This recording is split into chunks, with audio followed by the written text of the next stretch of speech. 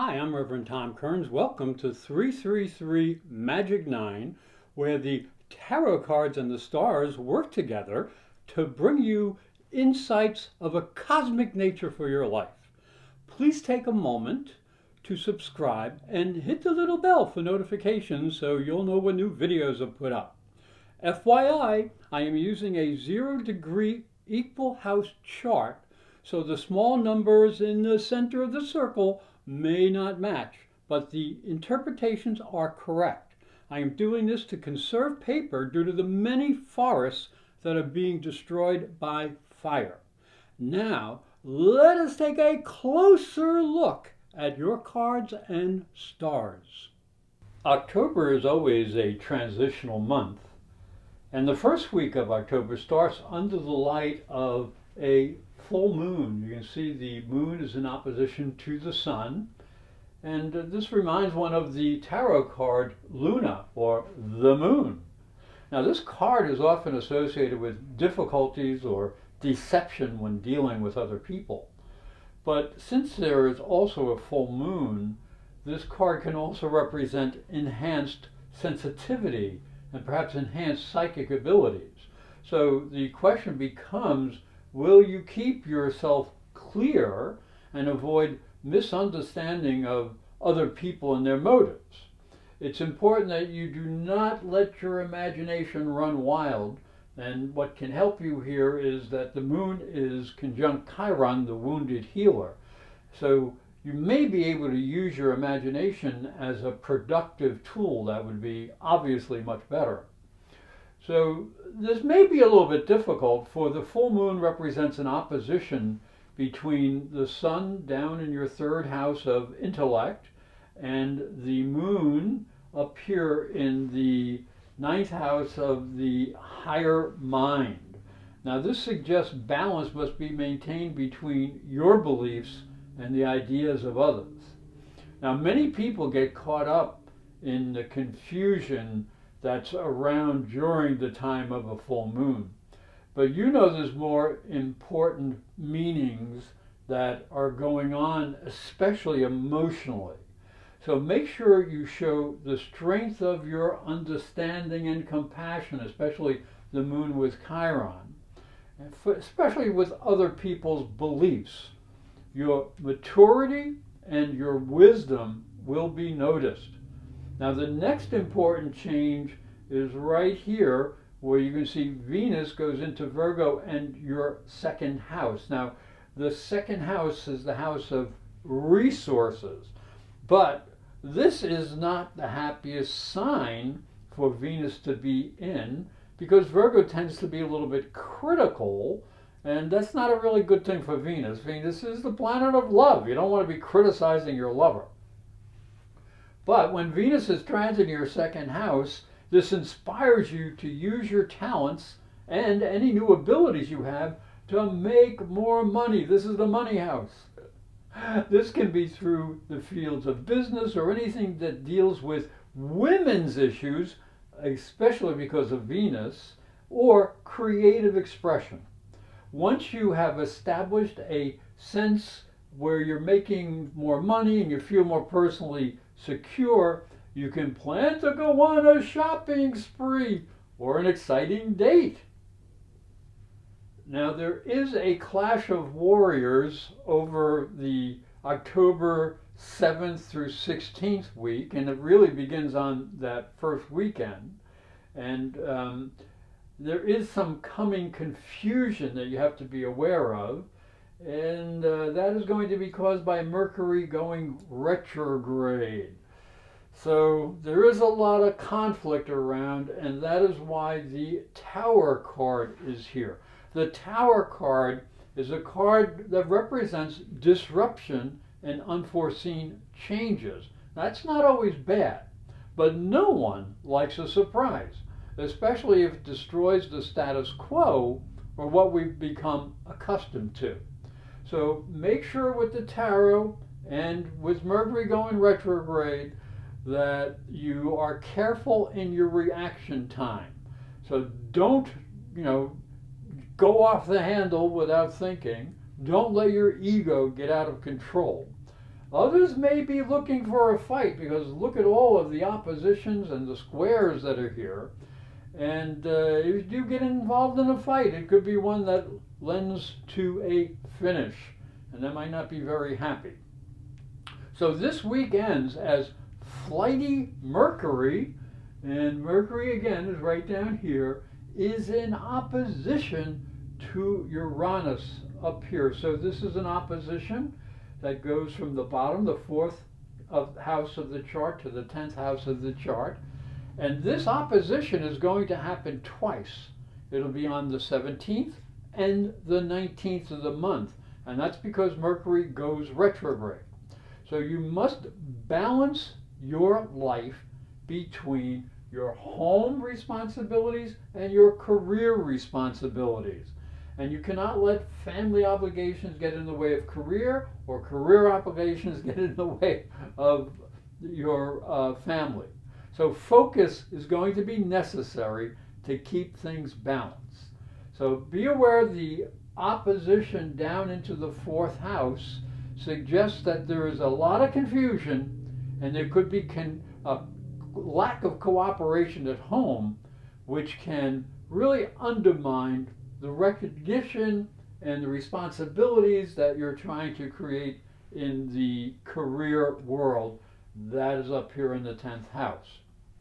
Now, another heavy duty aspect that's happening is Mars is up in your 9th house, right up here, and he is going to be very impulsive because he's in the sign of Aries. And when you're in the 9th house with Mars, you must understand the power of belief. You want to pursue your ideas, and you know you have what it takes to succeed. You have courage of your convictions, and you will promote your core beliefs. However, there is a very big square to Pluto. See, Mars is squared to Pluto. Also, Jupiter and Saturn are down there as well. So that's a lot of excess and conflicted energy. And it really intensifies your need for efficiency because this is in the area of work and health. So you have to take good care of yourself. You have to watch your schedule. New techniques to increase production and attract new possibilities for success are very possible, but you may have to let go of some old ways of doing things. Now, madness is the inability to adjust to changing situations. Personal flexibility may be the gift that this energy brings to you. And so we end the week on the Hanged Man card, and the Hanged Man, if you look at him very closely, even though he is upside down, he doesn't look like he's suffering. In fact, what he may be doing is taking a different view of the world, creating a different perspective of life. Now, this can be a very valuable lesson for us because this is the week that Mercury goes retrograde. Now, he's going to be doing this in your 4th house on the 13th. He suggests that you need to be extra kind at home and with family members because misunderstanding, especially in the home area, just can create a lot of conflict and discord. So if you have any plans to fix things up, to clean up, to do any type of work projects, this is a good time to take care of them, but do so carefully. Now the Sun will be moving this way and joining Mercury on the 25th. So this can add a little extra intensity or maybe a little confusion. So be careful with communications or travel plans and check all the details of your plans. It's very important. So the 3rd week we start off with the Lovers. Woohoo! One of my favorite cards. So this card often suggests that a choice must be made following a path of pleasure, or there could also be the possibility of flirting with temptation. So there may be some important choices that have to be made. So you must remember that you should follow your higher inspiration and aspirations. Love is a serious adventure that demands cooperation and commitment between two people. Now, the illusion of love may be shattered because there is a Neptune-Venus opposition.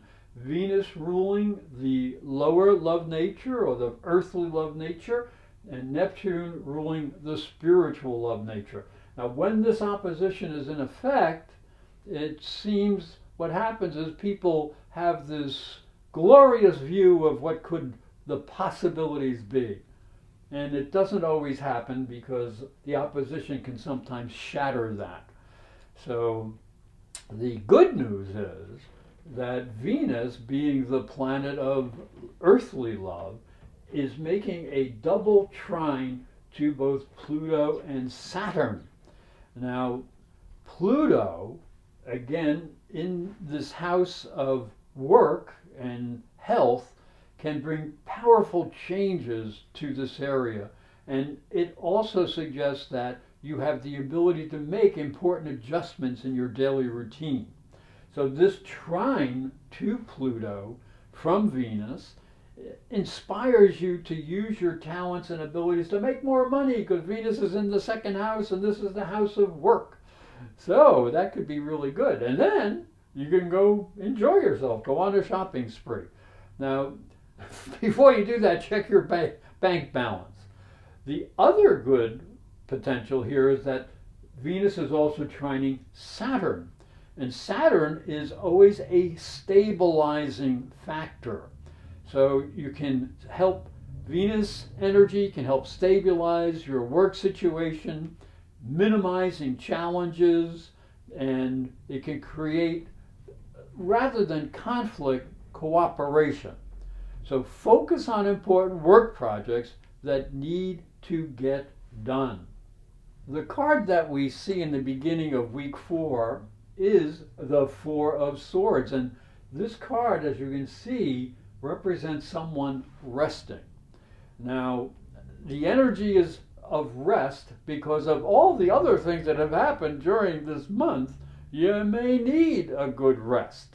There's so much that's been going on during this transition time that you're going to have to take some time to rest, to gather your forces together, get some quiet, maybe spend some time in solitude, get your energy together, because there's another jolt that's coming along at the very end of the month.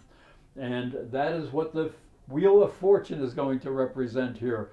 Now, jolts don't sound good, but the Wheel of Fortune can be good in some, especially if you make positive changes. So here's what's happening.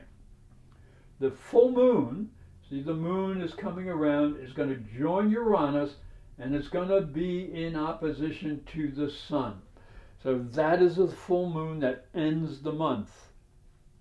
So when you have the full moon conjunct Uranus in your 10th house of career and status, and it's in opposition to the sun, which will move into your 4th house of emotional foundations, you must maintain some sort of balance between your personal, your inner being, and your outer being, your career, your status person, what you want to achieve in the world.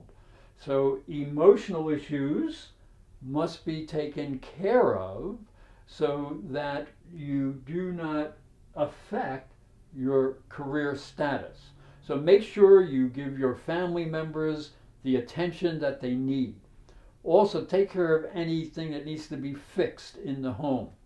Remember, if you feel the great depth of awareness and security at home, then you'll be able to take on the world and any of the changes that come into the career area. So nurture both your family and your career, and that will bring good energy to you. Hi, I'm Reverend Tom Kearns. Welcome to 333 Magic 9, where the tarot cards and the stars work together to bring you insights of a cosmic nature for your life. Please take a moment to subscribe and hit the little bell for notifications so you'll know when new videos are put up. FYI, I am using a 0-degree equal house chart, so the small numbers in the center of the circle may not match, but the interpretations are correct. I am doing this to conserve paper due to the many forests that are being destroyed by fire. Now, let us take a closer look at your cards and stars.